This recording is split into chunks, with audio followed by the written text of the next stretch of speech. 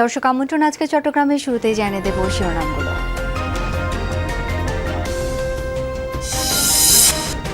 পানি নেমে যাওয়ায় ঘুরে দাঁড়ানোর লড়াইয়ে সাতকানিয়া বাঁশখালীর মানুষ। দুর্ভোগ কমেনি মহানগরীর নিম্নাঞ্চলে, পার্বত্য অঞ্চলে খাবার ও পানির তীব্র সংকট। জায়গা জমিন সাগার গিয়া খেতি ফলা সব নষ্ট গিয়ে আমাদের কিছু নেই। খাওয়ার যা ছিল সবগুলো বেশি নিয়ে গেছে নদীতে। চট্টগ্রামে বন্যায় বেড়েছে সাপের উপদ্রব। 7 দিনে কামড় দিয়েছে 93 জনকে। দ্রুত হাসপাতালে নেয়ায় এড়ানো গেছে প্রাণহানি। আমি ফার্মেসি যাচ্ছিলাম রোদ দিয়ে, তখন আমার পায়ে কামড় দিছে। মনে তুলে মারি দিয়ে দূরে গেছে, হঠাৎ করে সাপে কামড় দিছে আর কি। তো বেশি যন্ত্রণা করতেছে, এই জন্য ডাক্তার কাছে আসছে এখানে মেডিকেল।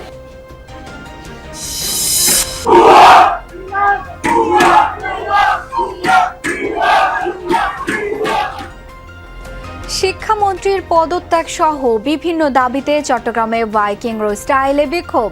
দাবি না মানলে লাগাতার আন্দোলনের হুঁশিয়ারি।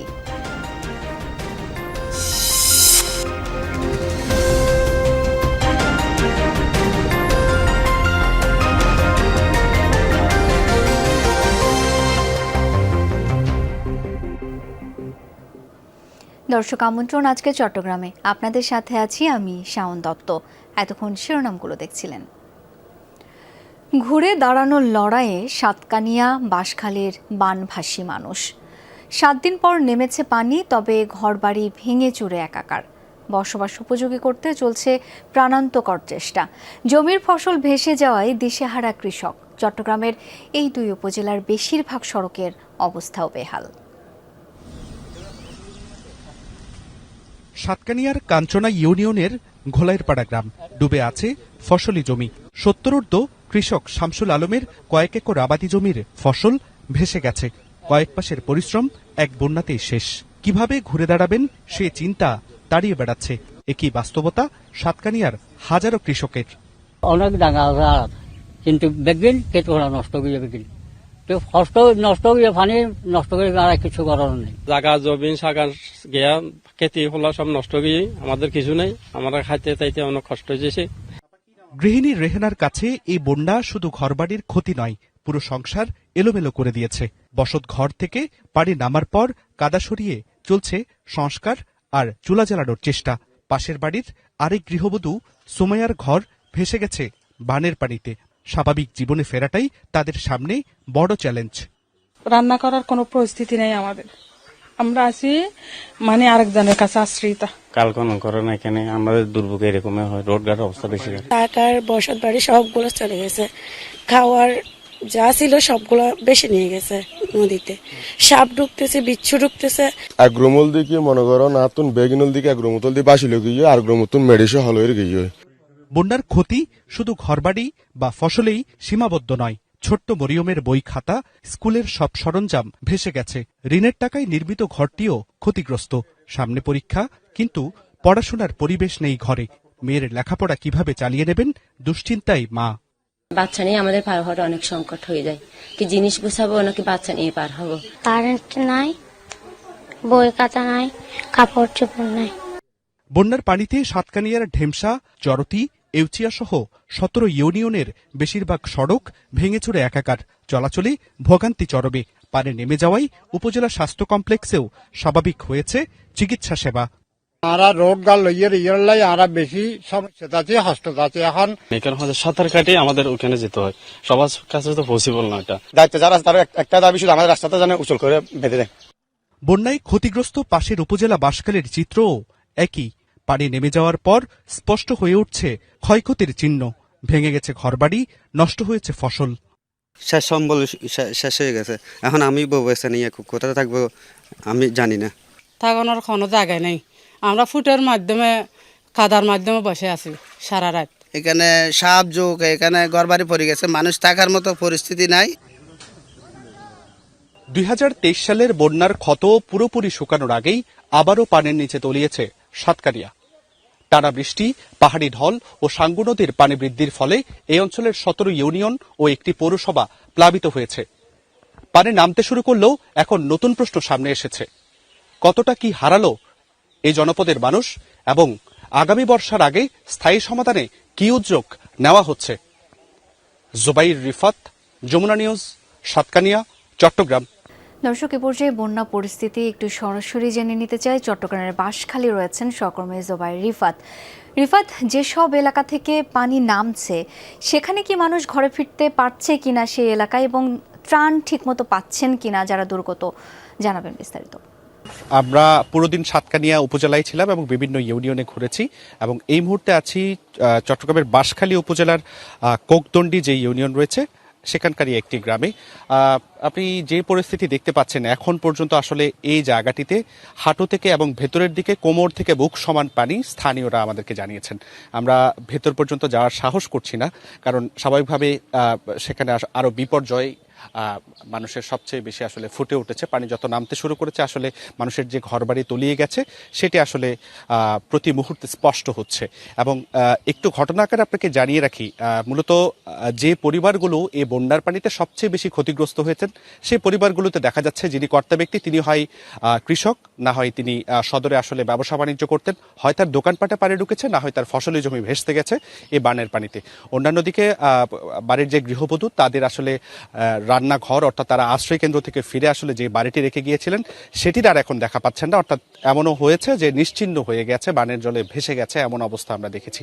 বাঁশখালীর 14টি ইউনিয়নে আমরা দেখেছি যে একেবারে পানি যে নামার বিষয়টি সেটি এখন পর্যন্ত আমরা তেমন পরিলক্ষিত করছি না। কিছু কিছু জায়গা থেকে পানি নেমেছে, তবে সাতকানিয়ার অধিকাংশ ইউনিয়ন থেকে কিন্তু আসলে পানি নামা শুরু করেছে।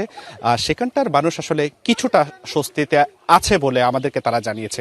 আর বাঁশখালীর কথা যদি আপনাকে বলি, ত্রাণ কার্যক্রমের যে বিষয়টি সেটি আমরা দেখছি সরকারি উদ্যোগের পাশাপাশি বেসরকারিভাবেও কিন্তু এই উপজেলার বিভিন্ন ইউনিয়নে কিন্তু যে ত্রাণ কার্যক্রম সেটি অব্যাহত আছে এবং পানি এখন পর্যন্ত স্থির রয়েছে।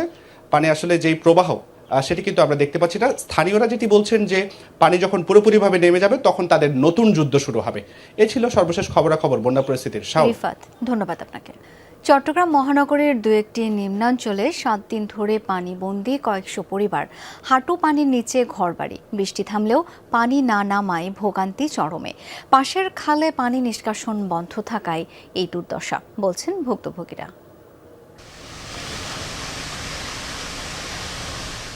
প্রখর রোদ, বৃষ্টি নেই, তারপরও হাঁটু পানিতে ডুবে আছে এই ভবন। 8 দিন ধরে জলাবদ্ধ 11টি পরিবার। দুদিন আগে বৃষ্টি বন্ধ হওয়ায় মোটরের সেচ দিয়ে পানি কমানোর চেষ্টায় তারা।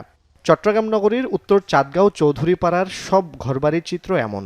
অনেক কষ্ট হয়, কিন্তু চুলাতে যাইতে পারতেছে না, রান্না করতে পারতেছে না, কিছু করতে পারতেছে না। অল্প বৃষ্টি হলে আমাদের ভোগান্তি বেড়ে যায়। এরপরে আমাদের কালো পানি, টেক্সটাইলের পানি, এটা নামে না। ঘরবাড়ি তো বটেই, দোকানপাট, মসজিদ ও শিক্ষা প্রতিষ্ঠানও গত 1 সপ্তাহ ধরে পানির নিচে। পানি না নামায় বিপর্যস্ত দৈনন্দিন জীবনযাত্রা। 4-5 দিন ধরে আজকে তো কোনো নামাজও পড়তে পারতেছে না এরা। প্রত্যেকটা এলাকার মধ্যে দেখলাম কোনো জায়গায় পানি নেই, শুধু এই এলাকা ছাড়া। 1 সপ্তাহ বন্ধ, সব মাল ডুবে গেছে, অনেক টাকার মাল নষ্ট হয়ে গেছে। পার্শ্ববর্তী নোয়াখাল দিয়ে পানি নামতে না পারার কারণে জলাবদ্ধতা বলছেন ভুক্তভোগীরা। আমাদের এই এলাকার পানিগুলো ওদিকে যেতে পারতেছে না, যার কারণে আমাদের এলাকার পুরা বাড়িঘর সব শেষ, কোমর পর্যন্ত পানি। এটা তো বাঁধা একজন হালর জ্ঞানগরের সারি ন দেয়, একজন হালর হামসার ন সমস্যা। এলাকায় থাকা বেশ কয়েকটি ডাইং, লেদার ও পোশাক কারখানা থেকে নির্গত কেমিক্যাল পানিতে মিশে পরিবেশ করে তুলছে আরও অসহনীয়। ইন্ডাস্ট্রির যে পানি যত এই খাল দিয়ে অতিবাহিত হয় আমাদের পুরো এলাকা ধ্বংস করে দিচ্ছে। ইন্ডাস্ট্রি এই দেখেন গার্মেন্টসের এই এসিযুক্ত পানি, কলকারখানার যে পানিগুলো আছে এগুলো আমাদের বাড়িতে ঢুকে যাচ্ছে, বাচ্চাদের অসুখ হচ্ছে, বীজ উঠে যায়, গায়ে চামড়া ফুলে যায়। চট্টগ্রাম মহানগরীতে 2 দিন ধরে বৃষ্টি নেই, বেশিরভাগ এলাকা থেকে পানিও নেমে গেছে। তবে চাঁদগাঁওয়ের মতো আরেক নিম্নাঞ্চল পশ্চিম মোহরায় 1 সপ্তাহ ধরে পানিবন্দী স্থানীয়রা। পানি না নামায় ভোগান্তি চরমে। অনেক কষ্ট, দিন যাই রান্না বান্না করে খাইতে পারতেছি না। 3 দিন ছিলাম পানিতে, 3 দিন পরে যখন বৃষ্টি হয়ে গেছে তখন আমরা বাইরের বাসায় চলে গেছি। খাল বন্ধ, তার চতুর্দিকে খাল খোলা হচ্ছে না, বারবার বলে যে খাল খুলে দিবে। যতদিন পর্যন্ত পরিষ্কার এবং কৃষ্ণকালকে মেগা প্রকল্পে অন্তর্ভুক্ত করবে না ততদিন কিন্তু আমরা মুক্তি পাবো না। জুবায়েত ইবনে শাহাদাত, যমুনা নিউজ, চট্টগ্রাম। বন্যার পানি নামার পর সংকটে 3 পার্বত্য জেলা ও কক্সবাজারের মানুষ। আশ্রয়কেন্দ্র থেকে ঘরে ফিরলেও খাদ্য ও বিশুদ্ধ পানির সংকট তীব্র। ক্ষেত খামার ক্ষতিগ্রস্ত, আয় উপার্জন বন্ধ। সরকারি সহায়তার দিকে তাকিয়ে আছেন ক্ষতিগ্রস্তরা। বৃষ্টি বন্ধ হওয়ায় রাঙ্গামাটির বেশিরভাগ এলাকা থেকে পানি নেমেছে, তবে ভাঙা সড়ক, কাদায় ডুবে থাকা বসতঘর, নষ্ট ফসল এবং জীবিকা হারানোয় দিশেহারা ক্ষতিগ্রস্তরা।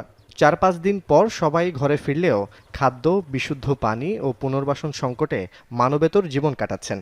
তুলাবান বারেবিন্দুকাদ এলাকা খুব শোচনীয় অবস্থায় পড়ে রয়েছে। মানুষজন চলাচল করতে অনেক কষ্ট হইতেছে, সেজন্য রাস্তাটা পরিষ্কার নিজের উদ্যোগে কয়টা করলা চাল কুমড়া ছাড়ছিল, মোটামুটিভাবে আমি যথেষ্ট ক্ষয়ক্ষতির মধ্যে পড়েছি। বান্দরবানের সাঙ্গু, মাতামুহুরী ও বাঘখালী নদীর পানি নেমে যাওয়ায় আশ্রয়কেন্দ্র থেকে নিজ ঘরে ফিরছেন বানভাসী মানুষ। তবে সপ্তাহ জুড়ে কর্মহীন থাকায় উপার্জন বন্ধ। ঘরবাড়ি সংস্কার করতে হিমশিম খাচ্ছেন, তার উপর নেই বিশুদ্ধ পানি, ঘরে জ্বলছে না চুলা। বন্যায় খাগড়াছড়ির 9 উপজেলার বিভিন্ন স্থানে ক্ষতিগ্রস্ত হয়েছে কৃষকরা। গ্রামীণ সড়কসহ জেলার বিভিন্ন সড়ক ক্ষতবিক্ষত। ঘুরে দাঁড়াতে সরকারি সহায়তা চান ক্ষতিগ্রস্ত কৃষকরা। পানি নেমে গেছে, নেমে যাওয়ার পরেও এখনো যে ক্ষতিগ্রস্তগুলো হয়েছে, মানুষ খুবই কষ্টে আছে। বাচ্চা কাচ্চা 5 জন পোলাপান, অনেক কষ্টে আছি আমি। দোকান 4 বছর ভেঙে চলে গেছে, একেবারে যোগাযোগ বিচ্ছিন্ন হয়ে গেছে। রাস্তাটা অতি দ্রুতভাবে সংস্কার করা দরকার। কর্তৃপক্ষের কাছে অনুরোধ জানাবো যাতে দ্রুত আমাদের রাস্তাটা সংস্কার করা হয়। আমাদের উদ্যোগ কর্তৃপক্ষ এবং জেলা পরিষদের চেয়ারম্যান মহোদয়কে অবহিত করেছি, ওখান থেকে প্রণোদনা পেলে আমরা আমাদের মাঝে বিতরণে অগ্রাধিকার ভিত্তিতে বিতরণের ব্যবস্থা নিব। অন্যদিকে কক্সবাজারে বাঘখালী ও মাতামুহুরী নদীর পানি নামতে শুরু করায় প্রত্যন্ত নিম্নাঞ্চলে ঘরবাড়ি থেকে পানি নেমেছে। স্পষ্ট হচ্ছে ক্ষতচিহ্ন, তবে কিছু এলাকায় এখনও পানিবন্দী অনেক পরিবার। ঘরে ঘরে খাদ্য ও সুপেয় পানির সংকট।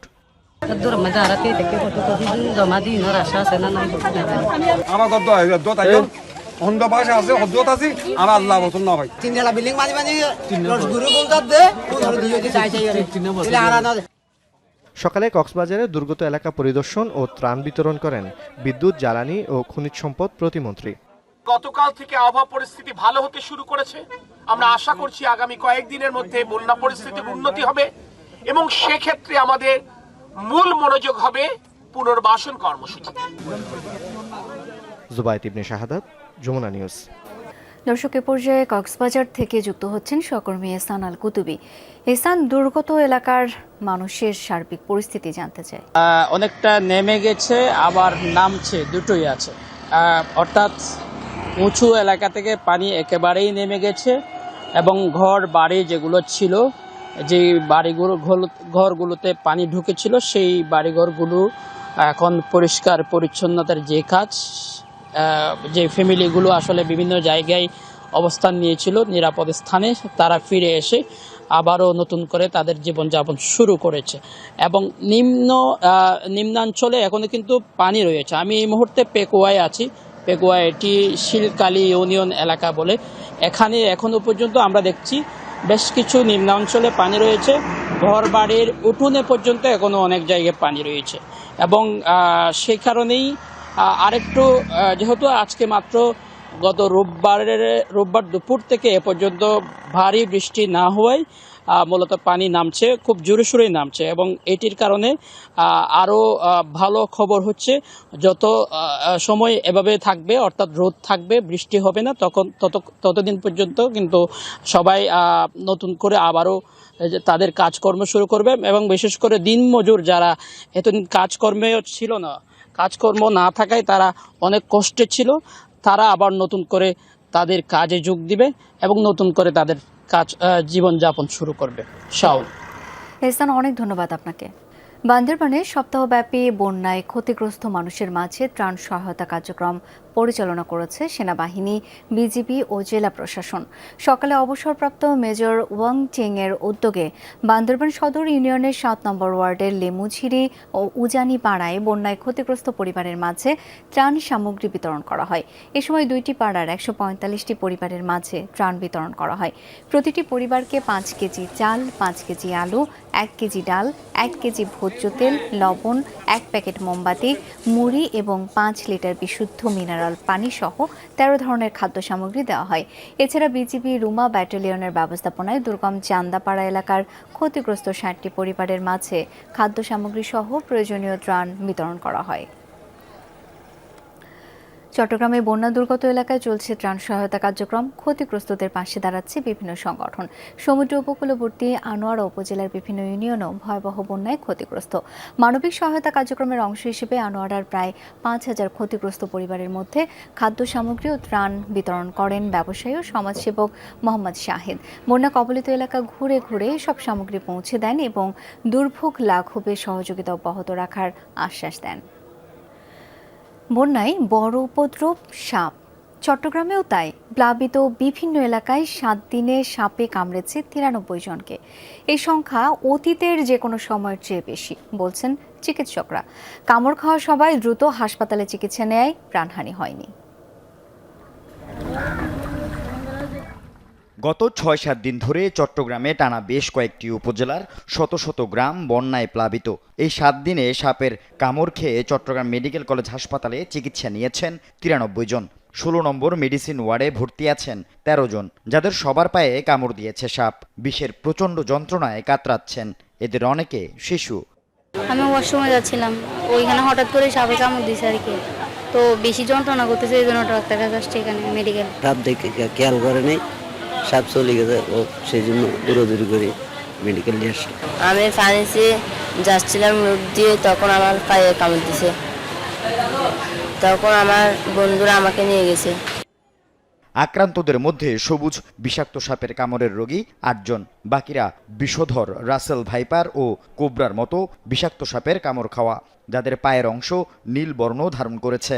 তবে দ্রুত হাসপাতালে আসায় কোনো প্রাণহানি হয়নি। গতকালকে এই কেটে সব কিছু বের করছে আর কি। এতদিন স্লাইন ইঞ্জেকশন চলছে, এখনো 12টা করে ইঞ্জেকশন চলছে, ব্যথা আছে, খুব যন্ত্রণা। যখন কামড় দিয়েছে 3-4 দিন বেশি যন্ত্রণা করছে ভিতরে। এরকম ফোনা তুলে মারি ধরে দূরে গেছে। চিকিৎসকরা বলছেন 93 জন চিকিৎসা নিলেও এদের সবাইকে বিষাক্ত নয় এমন সাপে কেটেছে। তবে এই সংখ্যা অতীতের তুলনায় অনেক বেশি। বন্যা পরবর্তী সময়ে সাপে কাটা রোগীর সংখ্যা আরও বাড়বে বলে শঙ্কা চিকিৎসকের। এই জুলাই মাসে এই সময় কখনোই এত বেশি রোগী আগে আমাদের ভর্তি হতো না। এবার যেহেতু অনেক বেশি বৃষ্টি সাথে বন্যা শুরু হয়ে গেছে, সেই কারণে আসলে সাপের যে বসবাস স্থলগুলা পানিতে থাকার কারণে হিউম্যান স্নেক ইন্টারাকশনটা বেড়ে গেছে এবং সাপ বিভিন্ন জায়গায় আশ্রয় খুঁজতেছে, তো মানুষও আশ্রয় খুঁজতেছে। এবং আমি মনে করছি যে দেখা যাবে যে এই পানি যখন নেমে যাবে, বন্যা পরবর্তী সাপে কাটার রেট আরও বেড়ে যাবে। বন্যার পানি নেমে যাওয়ার পর ঘরে প্রবেশে সাবধানতা অবলম্বনের পরামর্শ বিশেষজ্ঞদের। আল আমিন শিকদার, যমুনা নিউজ, চট্টগ্রাম। খাগড়াছড়িতে চলমান দুর্যোগকে কেন্দ্র করে সক্রিয় হয়ে উঠেছে একটি অনলাইন প্রতারক চক্র। জেলা প্রশাসকের ছবি ও পরিচয় ব্যবহার করে বিত্তবানদের কাছে সহায়তা চাওয়া হচ্ছে এমন অভিযোগ উঠেছে।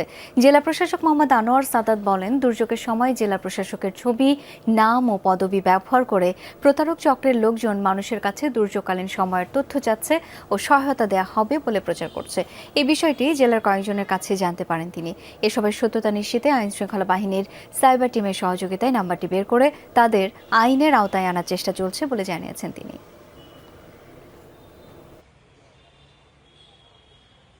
হোয়াটসঅ্যাপ নাম্বার হ্যাক হয়নি, কিন্তু অন্য একটি নাম্বার থেকে এরকম প্রতারক চক্র তারা জেলা প্রশাসন বা অন্যান্য কর্তব্য ব্যক্তিদের ফটো এবং মেসেজ ব্যবহার করে তারা এই কাজটি করার চেষ্টা করছে। সতর্ক হতে হবে এবং সতর্কতার মাধ্যমে কেউ যদি কখনো কোনো কিছু বিষয়ে কোনো তথ্য পান, সেটি যাচাই না করেই কোনো সিদ্ধান্ত না নেন। সব শিক্ষা বোর্ডের এইচএসসি পরীক্ষা স্থগিত।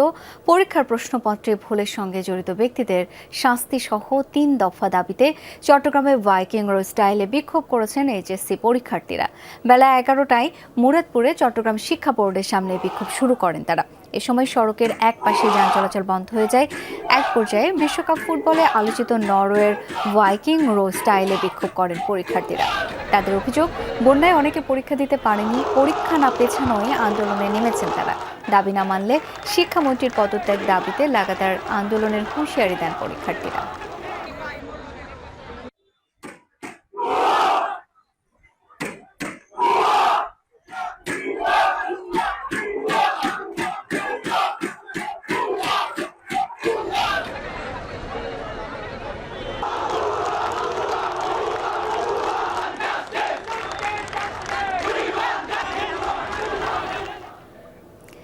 এই ছিল আজকে চট্টগ্রামের আয়োজনে। ধন্যবাদ এতক্ষণ সাথে থাকার জন্য।